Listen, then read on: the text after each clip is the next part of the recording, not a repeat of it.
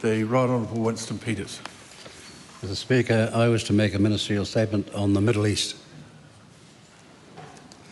Mr. Speaker, 2 years ago today, Hamas mounted its heinous terrorist attacks on Israeli citizens, as well as those from other nations caught in the wrong place on that day of infamy. This resulted in the worst massacre in Israel's history. That event set off what must seem to most New Zealanders like yet another of the seemingly never-ending cycles of violence in that region. We have strongly condemned the overwhelming nature of Israel's military response, as Palestinian citizens have paid a disproportionate price for the sins of Hamas. One of our primary concerns throughout has been the generational consequences of the level of suffering and violence we have witnessed these past 2 years. What hope of peace for children who have only known violence, socialised into a situation of insufferable conflict and hatred? We confirmed in New York 10 days ago what we have said repeatedly at the United Nations as elsewhere. First, a ceasefire needs to be negotiated so that the violence can stop. Second, all hostages and any remains must be returned as part of that ceasefire. And third, the Israeli government must facilitate the unimpeded flow of vital aid. We also said that we desperately wanted diplomacy to succeed and that those countries with leverage were most likely to achieve the longed-for breakthrough. We are encouraged that the United States-led peace plan, supported by Muslim countries from around the world, including Saudi Arabia, Jordan, UAE, Indonesia, Pakistan, Turkey, Qatar and Egypt, represents a possible first step to achieving these goals. While some New Zealanders wished we would recognise Palestinian statehood in New York, the government always saw recognition as a distraction or even complication to achieving a ceasefire, the return of hostages and remains, and the unimpeded flow of aid. Our focus has never shifted from that. We continue to consider recognition as a matter of when, not if. As we said in our national statement to the United Nations, very few New Zealanders can recall any period of sustained peace in the Middle East during their lifetimes. And while we are furthest away from the conflict, we have acknowledged the strongly held views people have about it. Most New Zealanders were rightly appalled at scenes of violence and famine in Gaza, understand that we have limited ability to influence the direction of the conflict, but we can provide aid to those suffering, which we have done and continue to do so, working through those agencies that can get the aid to where it is most needed. Other New Zealanders have expressed the concern that by not recognising Palestinian statehood, New Zealand's international reputation will suffer. Well, we can report that we have not received criticism from partners or from other countries near to or far from the Middle East. Protest action that has followed our national statement in New York forms part of the democratic fabric of New Zealand, so long as it respects the laws of our country. Now, 3 New Zealanders are being held by the Israeli government, awaiting deportation. These people have gone against their government's advice not to join the flotilla in an attempt to reach Gaza by sea and are receiving ongoing consular assistance. That assistance will not stop, and we have asked for as much notice from Israeli Ministry of Foreign Affairs about their deportation as is possible. But one irony here that will not be lost on many New Zealanders is that the very protesters and their supporters who believe we must break off diplomatic relations with Israel are receiving consular assistance precisely because we did not do that, and they wish to break off diplomatic relations with Israel nevertheless. Another irony is that 3 private individuals freely chose to place themselves in a dangerous situation, but now expect their government to bail them out. We'll do exactly that, not least because the government feels a sense of responsibility, even for those who act utterly irresponsibly. The violent targeting of politicians' private homes by some protesters, however, is a disgrace. It has caused distress to our families and disturbed the peace of our neighbours. Means as much as these corrupt the protesters' ends, such as they are. And we must call out those members of this House who collude and collaborate with the very protesters targeting politicians' homes. Do they have no shame? Do they feel so morally righteous that you and your supporters are justified to break any law, any taboo, any political norm, and we say shame on you? We believe New Zealanders understand the limits of our ability to influence the direction of Middle East politics. We also believe they support our giving aid to those who need it. And finally, we believe that in New Zealand, the extremes on both sides of this never-ending conflict have fallen into a black hole of irrationality and senselessness. It's time to wake up, look at the situation with eyes wide open, and gain a sense of perspective. Those extremists, including those in this House, are entitled to go off the deep end and preen hysterically and maniacally about a single conflict overseas while many others rage in other parts of the world. They are entitled to do that because we live in a free society.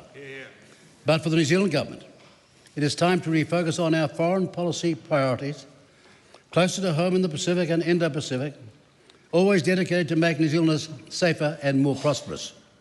Because every day spent on Gaza and Palestinian statehood recognition, or flotillas, is a day not spent on that important work on behalf of all New Zealanders.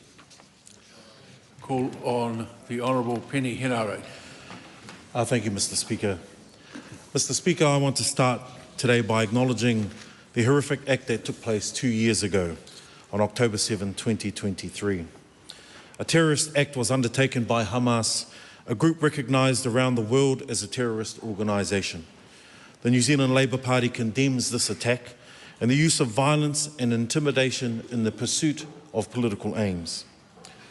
In the 2 years that have passed since, we have seen a horrifying humanitarian disaster in Gaza.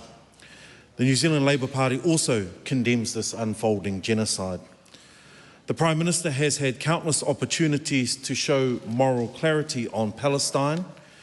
Each time he has chosen delay, equivocation or inaction. Mr. Speaker, for many months New Zealanders have been eagerly awaiting for the government to make the decision to recognise Palestine as a state. We heard on numerous occasions the push for a two-state solution from this government. For many months, the Prime Minister has been lacking the courage to put his foot down, be a leader, and recognise the other state in this two-state solution. Member knows that's not an appropriate statement to make.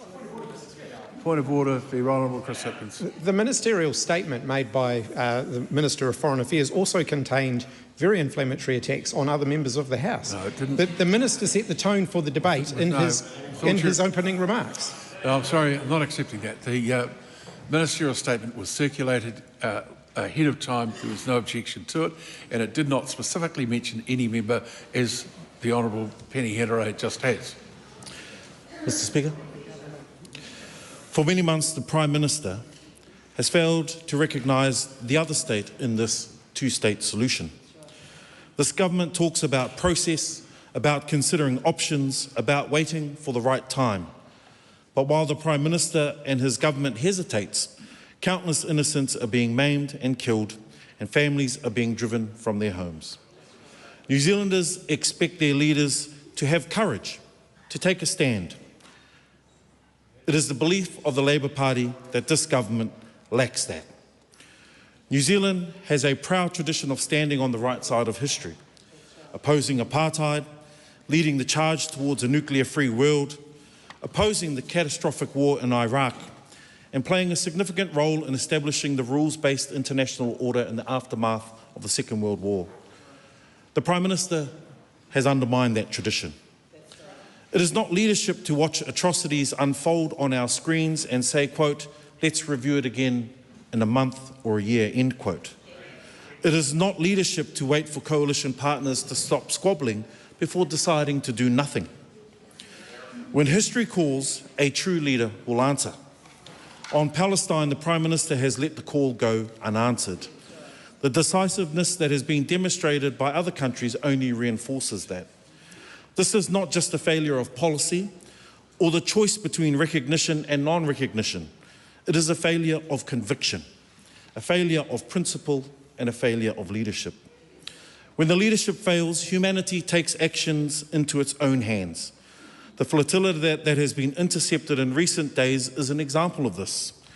Israel's treatment of humanitarian flotillas has been heavy-handed and unlawful. The government must stand up for its people and demand their safety without hesitation. New Zealand deserves a leader who will stand with humanity and most of the international community and not wobble indecisively. New Zealand's reputation and moral authority has already suffered thanks to this government and must stop. Therefore, Mr. Speaker, my questions to the Minister. Does he agree with the hundreds of thousands of peaceful citizens in this country that the government of New Zealand needs to take more action, like sanctions, in response to the unfolding genocide by the government of Israel against innocent and defenceless Palestine civilians? The question, there's no question on a ministerial debate. If that,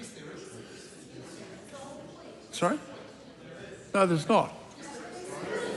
Mr. Speaker. I'll take advice. I'll take advice. But, Mr. Speaker, to help out, the standing orders were changed about 3 parliaments ago so that a ministerial statement can be followed by questions. As the first minister ever to face one of those things, I can say that this is absolutely now an integral part of a ministerial statement process. Well, I don't recall actually a motion being put before the House. There was a statement. Mr. Speaker, it was a change of the standing orders, and a minister is obliged to answer the questions.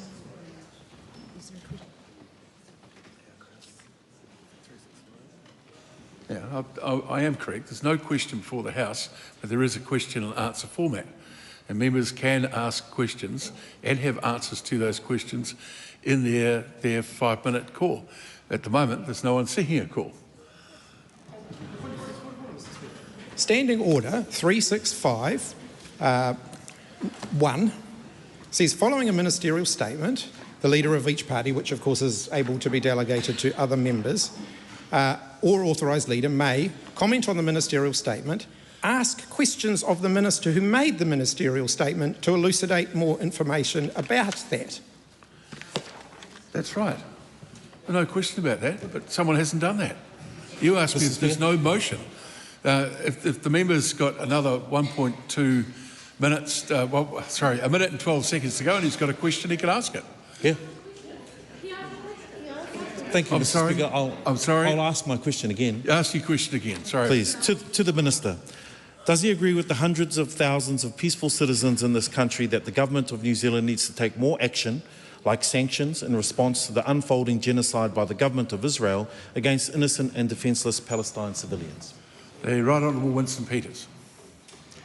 Now, what's fascinating about that question is that there was a poll where 60% of New Zealanders did not express support for recognition. It was almost as though that majority is of no moment. 60% did not express it.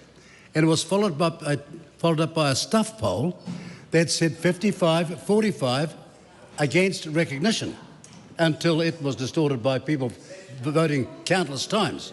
So to make the statement that New Zealanders in the majority are for recognition is demonstrably, numerically, wrong. Mr. Speaker, further to the Minister, does the Minister agree that New Zealand was put on notice in 2024 by the International Court of Justice that it had legal obligation to prevent genocide in Gaza, that is not necessary for a definitive determination on genocide to be made before action is taken, and what actions has the government taken to prevent genocide in Gaza? Point of order. Point of order, the Honourable Shane Jones. Following on from the Leader of the Opposition, Standing Order 365 1B. That question does not elucidate anything to do with this ministerial statement. It traverses issues to do with the International Court of Justice, which was not referred to by the member. I think given that it's in the nature of the ministerial statements have become now in the nature of a debate where questions can be asked, to suggest that in a debate or a ministerial statement about the government position on Palestine there couldn't be some reference to other views on it would be, I think, quite wrong. The question can stand. The Right Honourable Winston Peters. The reality is, again, that is a misstatement of the actual facts here. But here's the point, really. Helen Clark had 9 years to recognise Palestine. That's right. She didn't. Jacinda Ardern had 5 years to recognise Palestine. She didn't.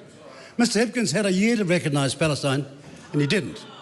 We are sick of people who are lions in opposition and lambs in government. Mr. Speaker, to the Minister, What does the Minister believe constitutes the New Zealand Government's duty to prevent genocide under the Genocide Convention, and what actions has New Zealand not taken on the matter in Gaza? The reality is there has been no International Court of Justice ruling to that effect. Or does he think that we should just ignore the International Court of Justice and just come to our own interpretation, legally qualified or otherwise? Mr. Speaker, to the Minister, at the time the Minister made his speech to the UN General Assembly, was New Zealand aware, or did New Zealand have any involvement in the peace plan proposed by the US President Donald Trump? The truthful answer to that is no, excepting we did say at the end of the speech that we hoped that there was time for countries with influence to step up. And we are very much encouraged by all those Middle Eastern countries, all the way to Indonesia, where the President made a superb speech, and had a different view, but a superb speech at the United Nations, which saw that they believe there's a chance now for peace to work. Why aren't people here celebrating that? Mr. Speaker, to the Minister, is the expectation that the peace plan as proposed by the United States must be fully implemented before this government will recognise Palestine as a state? Miles away from the state. Well, again, the primary answer to the question began with the criteria from the Montevideo Convention about recognition. That has not been satisfied. There are fundamental things here that other countries might have changed because of enormous pressure back home. But other countries, and New Zealand was one of them, that asked this of them. Oh, yes? So what happens tomorrow after you make that decision? That's right. What changes? And so we were making a speech at the United Nations where all this recognition changed nothing until Trump, alongside Saudi Arabia and others, got together a peace plan. And we hope it works.